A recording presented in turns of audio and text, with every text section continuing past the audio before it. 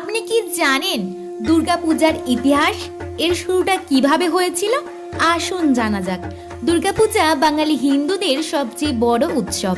প্রাচীন পুরাণ অনুযায়ী রামচন্দ্র শরৎকালে দেবী দুর্গা পূজা করেন রাবণের বিরুদ্ধে যুদ্ধের পূর্বে।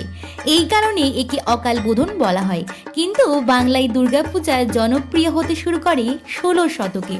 ঐতিহাসিকভাবে প্রথম বড় পরিসরে দুর্গাপুজো হয়েছিল বর্তমানে বাংলাদেশে রাজশাহীর জমিদার কংস নারায়ণের উদ্যোগে।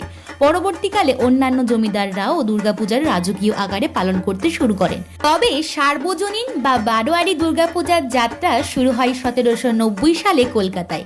তখন সাধারণ মানুষের জন্য দুর্গাপূজা উন্মুক্ত করা হয়। এতে দুর্গাপূজার আনন্দ সকলের মধ্যে ছড়িয়ে পড়ে। সময়ের সঙ্গে সঙ্গে দুর্গাপূজা হয়ে ওঠে বাঙালির অন্যতম সাংস্কৃতিক এবং সামাজিক মিলন ক্ষেত্র, যা শুধু ধর্মীয় উৎসব নয়,